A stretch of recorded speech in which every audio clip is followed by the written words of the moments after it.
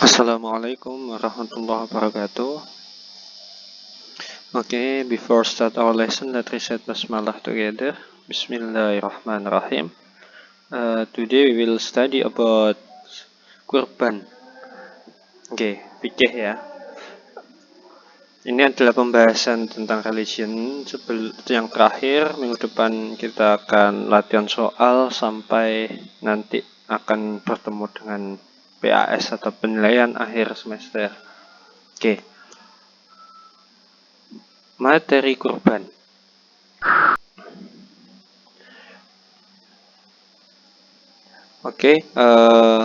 Di sini banyak sekali yang akan kita bahas. Pertama, apa itu kurban? Kurban ya, kalian bisa lihat di layar bahwasanya kurban diambil dari kata adha, juga yang merupakan permulaan siang ketika terbenam matahari, dan duha yang selama ini sering kita gunakan untuk sebuah nama sholat.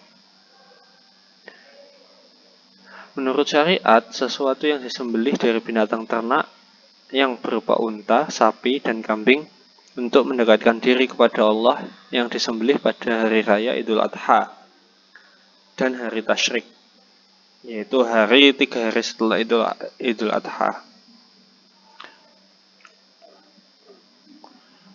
Jadi kurban adalah menyembelih hewan binatang yang termasuk binatang ternak dan hanya berupa unta, sapi, dan kambing.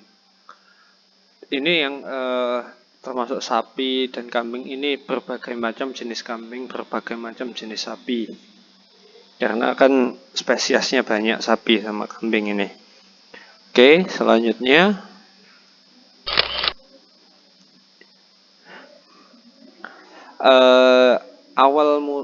kata kurban sendiri itu berarti mendekat. Yang merupakan tujuan dari kurban itu sendiri yaitu mendekatkan diri kita kepada Allah dan hanya mengharap ridhonya Allah sebagai ungkapan rasa syukur atas nikmat yang sudah diberikan Allah kepada kita. Itu adalah tujuan kurban. Jadi tujuan kurban hanya semata-mata karena Allah, untuk mendekatkan diri kepada Allah. Kita tahu bahwasanya di dalam surat Al-Kautsar ayat 2 terutama fasholli lirabbika wanhar. Maka dirikan salat karena Tuhanmu dan berkurbanlah. Nah, ini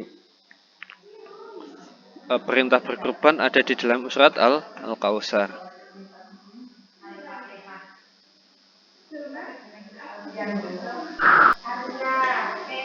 Itu tentang pengertian kurban. Sekarang hukum kurban ya. Hukum kurban adalah sunnah muakkad. Sunnah muakkad berarti sangat dianjurkan.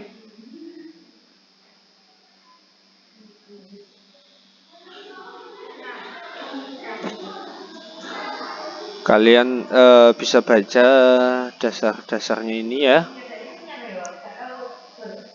Yang wajib berkurban itu hanya Nabi Muhammad SAW, tetapi tidak wajib untuk kita. Tetapi tidak wajib untuk kita ini bukan berarti itu tidak boleh, melainkan hukumnya sunnah muakkad.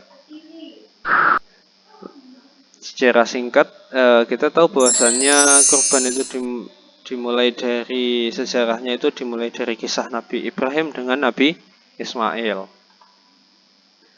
Untuk sejarah kalian bisa baca, ada di surat Al-Saffat ayat 102 sampai 105.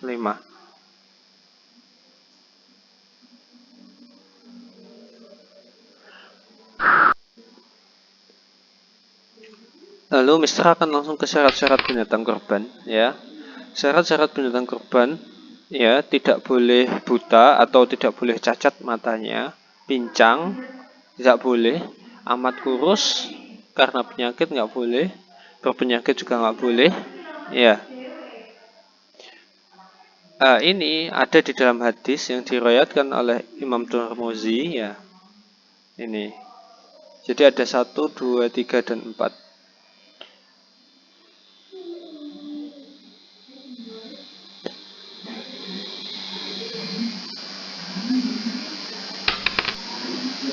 Lalu binatang yang diperbolehkan, ya, seperti Mister katakan tadi bahwasanya unta, sapi dan kambing. Di mana sapi dan kambing ini banyak spesiesnya. Jadi bisa seperti lembu, kerbau, itu sama. Oke. Jika binatang itu termasuk kambing, biasanya umurnya itu sekitar 1 tahun masuk tahun kedua. Kalau kambing Jawa itu umur 2 tahun masuk tahun ketiga. Kerbau, sapi umur 2 tahun masuk ketiga. Ini memiliki istilah sendiri-sendiri. Kalian nanti ketika mondok ada ngaji tentang fikih, kalian pasti akan membahas tentang ini. Lalu untuk unta itu cukup berumur 5 tahun, masuk ke tahun ke-6. Di mana umur-umur hewan ini di dalam fikih itu memiliki bahasa sendiri. Kalian bisa lihat itu.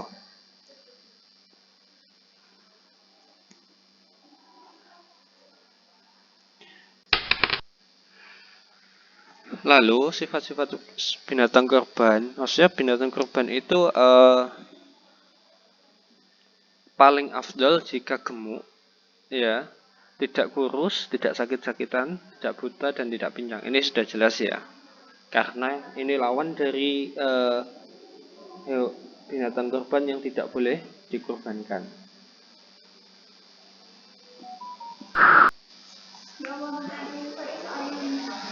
Lalu untuk orang yang menyembelih kurban itu siapa saja, orang muslim dan atau muslimah. Jadi semua orang muslim itu boleh, nggak perlu syarat khusus. Oke. Waktu penyembelihan kurban, kita tahu bahwa tadi sudah Mister jelasin cara menyembelih hewan kurban sekarang. Hewan sembelihan dinyatakan sah dan halal dimakan bila terpenuhi syarat-syarat. Jadi penyembelihan hewan kurban itu nggak syukur disembelih, tetapi ada tata caranya dengan merebahkan hewan tersebut, ya, meletakkan kaki pada rusuk lehernya agar hewan tersebut tidak meronta hebat dan juga lebih menenangkan. Jadi ditenangkan. Lalu membaca takbir dan juga menyebut dengan nama Allah.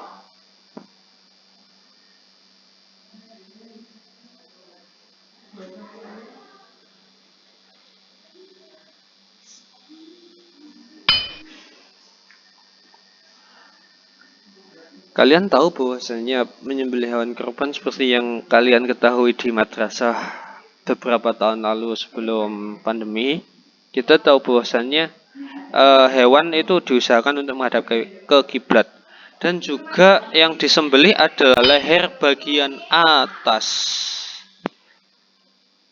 Leher bagian atas, jadi mendekati kepala hewan tersebut.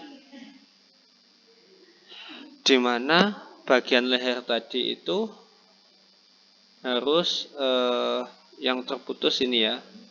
Bila terputus semua maka itu lebih afdal. Apa aja yang terputus? Yaitu al-wajan, yaitu dua urat tebal yang ada di tenggorokan, lalu saluran pernafasannya, dan juga saluran makan dan minumnya. Itu paling afdal. Dan ini keterangan-keterangan untuk yang detailnya kalian bisa lihat sendiri. Jadi menyembelih nggak syukur sembelih ditebas sudah selesai, enggak, tapi ada cara, tata caranya.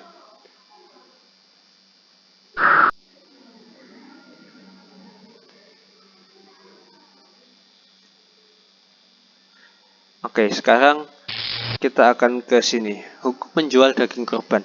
Menjual daging kurban itu haram sebelum dibagikan.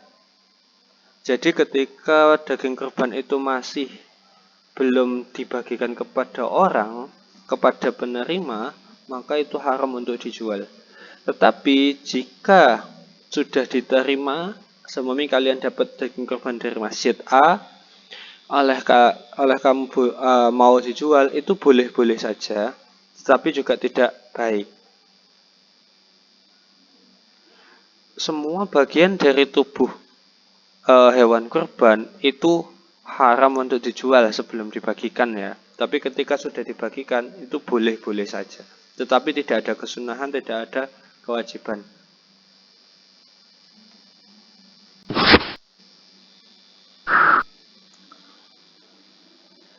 Oke. Hikmah melaksanakan kurban. Kita tahu bahasanya kurban termasuk perintah. Pasti ada hikmah, ya, yaitu untuk mengenang nikmat-nikmat yang diberikan Allah kepada Nabi Ibrahim, ya.